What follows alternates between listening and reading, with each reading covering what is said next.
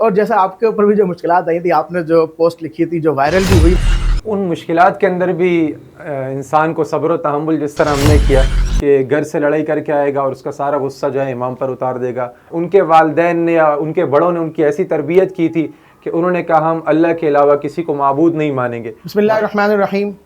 तमाम तारीफ़ें उस रब्बे दो जहां के लिए जो सब पर मेहरबान है, और दुरूद व सलाम हो आक़ाए नामदार सल्लल्लाहु अलैहि वसल्लम पर। मोहतरम नाज़रीन, अस्सलामु अलैकुम वरहमतुल्लाहि वबरकातुहू। मैं हूँ आपका मेज़बान मोहम्मद सलीमुल्लाह मेमन। आज हमारे साथ जो शख्सियत मौजूद हैं, मौलाना हामिद साहब, जो रब्बी मस्जिद के इमाम रहे और आवाम में दीन की तालीम और तरवीज के लिए काम करते रहे। तो आज हम उनसे पूछना चाहेंगे, आज का जो नौजवान आलिम दीन जो फ़ारिग़ तहसील हो रहा है, वो आवाम में किस तरह काम करें। अस्सलाम वालेकुम वरहमतुल्लाहि वबरकातुहू। वालेकुम अस्सलाम वरहमतुल्लाहि वबरकातुहू। कैसे हैं मौलाना हामिद साहब? खैरियत से? अल्लाह का शुक्र है।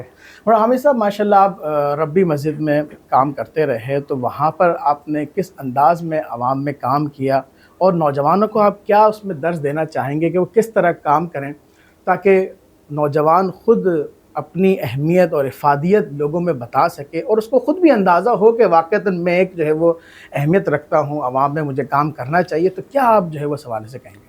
सबसे पहले तो मैं आपका शुक्रिया अदा करूँगा, और दूसरी बात यह है कि मैंने रब्बी मस्जिद में 1 साल तक इमामत की, तो वहाँ मैंने एक तरतीब तो ये रखी हुई थी कि फ़जर की नमाज़ के बाद और असर की नमाज़ के बाद 3 से 4 मिनट का दर्स हदीस हुआ करता था, माशाअल्लाह। और इतवार के दिन मगरिब के बाद दर्स कुरान की तरतीब रखी हुई थी। तो मुख्तसर दर्स का फ़ायदा ये था कि उसमें जितने भी नमाजी होते हैं और ख़ुसूसन जो नौजवान होते हैं तो वो भी बैठ जाया करते थे, और ख़ास तौर पे आज के दौर के लिहाज से जो नौजवानों के मसाइल हैं उन मसाइल को देखते हुए अहादीस बयान की जाएँ, उन मसाइल को देखते हुए कुरान करीम का दर्स दिया जाए। थोड़ा सा बताइए ना कि वो मसाइल किस तरह के डिस्कस, 1-2 मिसाल के तौर पर थोड़ा सा, ताकि जो है वो हमें भी सबको जो है वो सीखने का मौका मिले। सबसे पहले तो नौजवानों के अंदर इस बात की कोशिश करनी चाहिए कि उन्हें अपने दीन के बारे में पता हो, इस्लाम के बारे में पता हो। आज हमारे माशरे का सबसे बड़ा अलमिया ये है कि हमारे माशरे में नौजवानों को अपने दीन के बारे में ही नहीं पता। अगर हम किसी नौजवान से पूछें कि इस्लाम के बुनियादी अरकान कौन से हैं, तो बहुत सारे ऐसे नौजवान हैं जिनको मालूम ही नहीं होंगे कि इस्लाम के बुनियादी अरकान कौन से हैं। तो पहली ज़िम्मेदारी तो वालिदैन की थी कि वालिदैन उनकी अच्छी तरबियत करते, उनको जो है दीन के मुताबिक ज़िंदगी गुजारने की तरगीब देते, लेकिन वालिदैन ने कोताही की। तो अब दूसरी ज़िम्मेदारी जो है मैं समझता हूँ माशरे के अंदर मस्जिद के इमाम की है कि अगर वो नौजवानों को अपने साथ जोड़ेगा। अब नौजवानों को अपने साथ जोड़ने की मुख्तलिफ़ तरतीबात हो सकती हैं। बिल्कुल, ये बहुत अहम सवाल है। सबसे पहले तो उनको कुरान करीम सिखाया जाए, कुरान करीम नाज़रा पढ़ाया जाए, और फिर इसी तरह आहिस्ता आहिस्ता फिर कुरान करीम पढ़ाने के साथ साथ कुरान करीम के मानी, कुरान करीम का तर्जुमा, कुरान करीम की तफसीर, ये तरतीब बनाई जाए। तो इस तरह से नौजवानों को हम दीन के करीब कर सकते हैं। अच्छा हज़रत, ये तो वो हुई कि आपने टॉपिक बताया कि हमें कुरान जो है वो सिखाना चाहिए। हमें एज़ अ इमाम, बाएतबार इमाम के, हम अपने अखलाक कैसे जो है वो रखें कि ताकि जो है वो आवाम हमसे करीब हो? इस हवाले से थोड़ी सी रोशनी डालें। इमाम की हैसियत से इंसान को जो है वो आप कह लें कि इस तरह रहना पड़ता है। कभी कोई इस तरह का शख्स आएगा कि घर से लड़ाई करके आएगा और उसका सारा गुस्सा जो है इमाम पर उतार देगा, अजीब व गरीब अंदाज में आपसे गुफ्तगू करेगा, और बहुत अच्छे लोग भी आते हैं। तो इसलिए इमाम को बहुत ज़्यादा सब्र वाला होना चाहिए माशाल्लाह, कि अगर इमाम के अंदर सब्र होगा, तहम्मुल होगा, बर्दाश्त होगी, और हर तरह के लोगों को लेने का जज्बा होगा। मतलब ये है कि जिस तरह का बंदा है, जिस अंदाज में भी गुफ्तगू करे, चाहे वो गुस्सा करे, तो इंसान बर्दाश्त से, तहम्मुल से उसकी बात सुने और उसको अच्छे अंदाज में जवाब दे। तो इससे जो है ना वो नौजवानों का और ख़ास तौर पे आम मुसलमान का और इमाम का जो है ताल्लुक़ मज़बूत होगा। माशाल्लाह, बेहतरीन। बिल्कुल, ये तो इमाम क्या, बल्कि मैं समझता हूँ कि एक दाई की भी यही सिफ़त होनी चाहिए कि उसके अंदर सब्र व तहम्मुल हो और हंसमुख हो। मैं समझता हूँ कि हंसमुख होना चाहिए, ताकि जो है वो जितना हंसमुख होगा उतना जो है आवाम उससे करीब होगी। अगर जो है वो उसने अपना एक जो है वो बड़ा संजीदा मूड अगर अपना बनाया हुआ है, तो मैं समझता हूँ कि शायद इमाम के करीब जो है वो, या किसी भी मुबल्लिग़ के करीब, या किसी भी आलिम दीन के करीब जो है वो लोग नहीं आएंगे। क्या ख्याल है इस हवाले से? बिल्कुल ऐसा ही है, और इस सिलसिले में एक बात ये भी हमें जहन में रखनी चाहिए कि सबसे पहले नौजवानों को उनकी अहमियत बयान करनी चाहिए कि नौजवानों को माशरे में तरक्की के हवाले से नौजवानों का जो किरदार है वो नौजवानों को बयान करने की ज़रूरत है। नौजवान को अपनी नौजवानी की अहमियत का ही नहीं पता।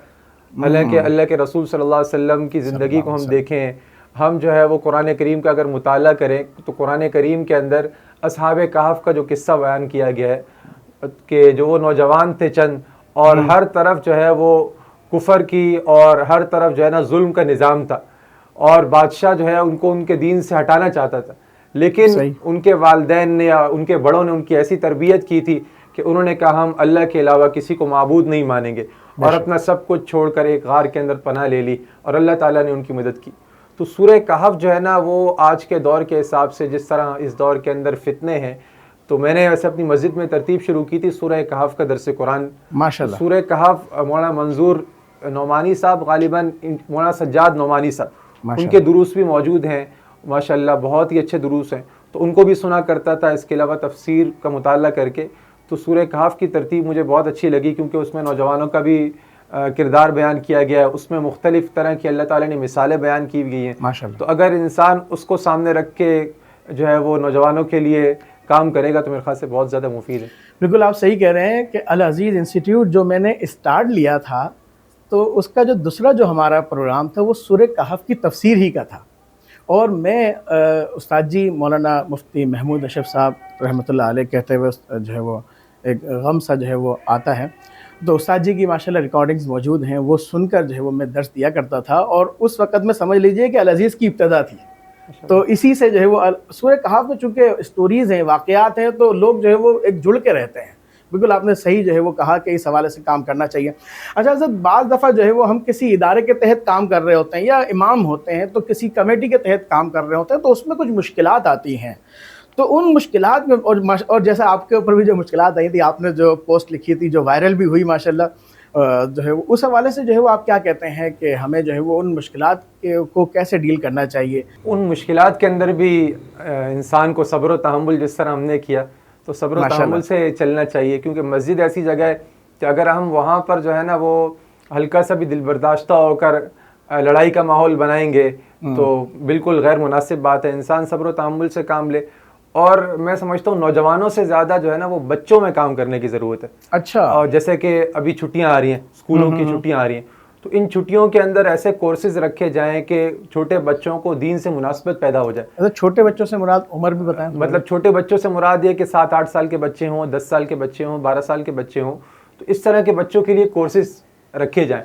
मैंने 7-8 साल तक एक तालीम और तरबियत कोर्स है जो बिनोटन वालों ने लॉन्च किया था। जी हाँ, बिल्कुल जी, तो वो मैंने 7-8 साल तक पढ़ाया, तो वो बहुत अच्छी तरतीब है, क्योंकि उसके अंदर एक हिस्सा जो है ना 40 अहादीस होती हैं, 40 कुरान करीम की आयत होती हैं, फिर इस तरह जो है इस्लामी अकायद के मुताल्लिक कुछ अरबी इंग्लिश, तो इस तरह का एक कोर्स है। वो छुट्टियों में अगर बच्चों को पढ़ाया जाए तो उससे मैंने फ़ायदा ये देखा कि जो बच्चे उस कोर्स में शरीक होते थे तो वो बच्चे फिर मदरसों में एडमिशन लेते थे, और फिर देखा माशाल्लाह बहुत सारे ऐसे बच्चे आज जो है माशाल्लाह आलिम हैं। यानी गोया कि इन मुख्तसर कोर्सेज़ के ज़रिए से हम जो है वो उनको दीन के करीब करें, उलमा के करीब करें, और क्या मालूम कि आगे वो भी जो है वो आलिम दीन बने।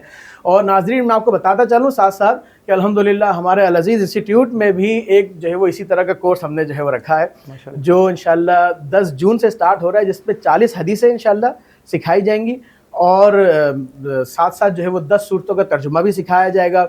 और नाज़रीन, वो सिर्फ़ हफ्ते में 2 दिन होगा, पीर और मंगल, और रात के टाइम पे 9:30 से 10 साढ़े 10 बजे तक 1 घंटे का होगा। तो मैं समझता हूँ ये फ़ायदेमंद होगा माशाल्लाह, अच्छी बात आपने बताई। अच्छा हज़रत, जो है वो आप फिर अब जो है वो मस्जिद में इमाम जो है वो अब की हैसियत से अब नहीं है, तो क्या अब आप जो है वो किस प्लेटफॉर्म से आप जो है वो दीन का काम कर रहे हैं, लोगों में जो है वो दीन की जो है वो नशर व इशाअत के लिए क्या कर रहे हैं आप? एक तरतीब तो मेरी तदरीस की चल रही है हिदाया अकेडमी में माशाल्लाह। उसके अलावा मैंने जो है वो फेसबुक पे एक तरतीब शुरू की है दरस हदीस की, माशाल्लाह, मुख्तसर 2 से 3 मिनट का 4 मिनट का जो है वो दर्स रिकॉर्ड करके वो फेसबुक पे अपलोड कर देता हूँ। और मस्जिद के हवाले से आपने पूछा, मस्जिद में बहुत सारे मसाइल अइम्मा को पेश आते हैं, और सबसे बड़ा मसला ये पेश आता है कि अइम्मा चाहते हैं कि मुख्तलिफ़ दुरूस, मुख्तलिफ़ किस्म के कोर्सेज़ रखे जाएँ, और कमेटियों की जानिब से बहुत सारे मसाइल इसमें ये आते हैं। ख़ास तौर पर बाज़ कमेटियों का ये ख्याल होता है कि ये इमाम साहब जो है ना इस कोर्सेज़ की बिना पर महल्ले में मजबूत हो जाएंगे, मशहूर हो जाएंगे, तो फिर हमें इन्हें संभालना मुश्किल हो जाएगा। तो इस हवाले से जो है वो कोशिश ये करनी चाहिए कि कोर्सेज़ भी रखे जाएं, और अगर कोर्सेज़ की तरतीब न बन पाए तो महल्ले के अंदर ही किसी साथी के घर के अंदर इंसान जो है ना ये शॉर्ट कोर्सेज की तरतीब रख ले, अगर मस्जिद वाले इजाज़त नहीं दे रहे। यानी बात यह है कि अगर इंसान के अंदर शौक़ हो, जोश हो, जज्बा हो कि मैंने दीन का काम करना है, तो वो किसी न किसी जो है वो तरीक़े से वो दीन का काम कर ही लेगा। अगर इमाम है, मस्जिद की तरफ से इजाज़त है, तो फिर गोया कि वहीं कर लेगा, वरना जो है वो आसपास जो है वो किसी न किसी जगह पर कर लेगा, और अगर नहीं तो फिर फेसबुक पर जैसा आप कर रहे हैं माशाल्लाह, तो उस तरह कर लेगा। तो ये बहुत अहम है, और वाक़तन जो है वो ये शौक़ और ये जज्बा होना चाहिए। अच्छा हज़रत, अब आपने जो है वो मस्जिद जो है वो छोड़ दी, तो फिर उसके हवाले से अब आपकी जो है माशी एतबार से आप क्या, आपकी मसरूफ़ियत क्या है? माशी हवाले से मैंने जो है वो कुछ खुशबू का काम शुरू किया हुआ है अल्हम्दुलिल्लाह। फ़िलहाल ऑनलाइन ही चल रहा है और बहुत अच्छा चल रहा है। तो इस बात की भी मैं तरग़ीब दूँगा कि हमारे जो नौजवान उलमा हैं, तदरीस की तरतीब भी रखें, और तदरीस के साथ साथ जो है वो कोई ना कोई ऐसी तरतीब हो कि जिसमें जो है वो माशी एतबार से जो है ना वो अपने पाँव पे खड़े हों, ताकि दीन का काम करने में किसी के मोहताज ना हो। लेकिन हज़रत, इस पे तो हमारे असातिज़ा जो है काफ़ी नकीर फरमाते हैं कि आपने जो है वो कोई कारोबार नहीं करना, और सिर्फ़ मदरसों के हवाले से। तो वो जो एक हमारा ज़हन है अकाबिर का, और जब मतलब अकाबिर का ज़हन क्या मतलब, असातिज़ा की तरफ से ये बात काफ़ी दफ़ा जो है वो दर्स में सुनी, आपने भी सुनी होगी। बिल्कुल, बिल्कुल। तो वो उसको फिर हम कैसे जो है वो उसका क्या जवाब देंगे आप? लेकिन अब उन लोगों के नज़रियात भी आप कह लें, इस हवाले से उनकी राय भी बदल गई है माशाल्लाह। अब हमारे असातिज़ा भी इस बात की तरग़ीब देते हैं कि जो है अगर आप इमामत कर रहे हैं या इमाम तदरीस कर रहे हैं, तो इमामत के साथ तदरीस के साथ कुछ ना कुछ छोटा कारोबार भी हो, ताकि इंसान जो है ना वो दीन का काम आज़ादी से कर सके। और बहुत सारे आइम्मा मेरे जानने वाले डिफेंस के भी हैं, उसके अलावा भी हैं, तो परेशान रहते हैं हर वक्त। उनको एक खौफ लायक रहता है कि अगर हल्का सा हमारे कमेटी वाले नाराज़ हो गए तो मस्जिद से निकाल देंगे। तो अगर इंसान की कारोबारी मसरूफ़ियत होगी, कारोबारी माशी हवाले से मजबूत होगा, तो इस तरह का खौफ नहीं होगा। तो फिर इंसान ने जिस तरह अल्लाह के रसूल ने दीन जो है हम तक पहुँचाया, उसी तरतीब से हम दीन को आगे लेके चलेंगे, किसी किस्म का खौफ भी नहीं होगा। बेहतरीन, बेहतरीन। यानी ये कि माशी एतबार से उलमा को अपनी फ़िक्र करनी चाहिए कि जो है वो किस अंदाज़ में वो अपने आप को जो है वो सँभालेंगे, और अपने घर वालों को। और वैसे भी जो है वो हमारे एक उस्ताद जो है फरमा रहे थे कि भाई शादी आपने की है, बच्चे आपके हैं, तो फ़िक्र आपको होनी चाहिए कि उनको कैसे और कैसे खिलाना है, कैसे रखना है, और उनके जो है वो दुनिया के एतबार से जो है उनके स्कूल्स वग़ैरह हर एक के एतबार से जो है वो आपने फ़िक्र करनी है। बिल्कुल ऐसा ही है कि आज के नौजवान आलिम को ये फ़िक्र होनी चाहिए कि हम जो है वो किसी तरह कोई ऐसा काम करें। और मैं समझता हूँ कि शायद आजकल जो है वो काम करना थोड़ा आसान भी हुआ है, कि बाकायदा दुकान पे बैठने की जो है वो ज़रूरत जो है वो नहीं है। बहुत सारे काम ऐसे हैं कि जो थोड़ा टाइम देकर भी काम किया जा सकता है। माशाल्लाह, बहुत खुशी हुई हज़रत आप तशरीफ़ लाए, बहुत अच्छा लगा। अल्लाह ताला आपसे राज़ी हो। नाज़रीन, इंशाअल्लाह हम फिर मुलाकात करेंगे किसी नई पॉडकास्ट में। बहुत शुक्रिया, जज़ाकुमुल्लाह। अस्सलामु अलैकुम व रहमतुल्लाहि व बरकातहू।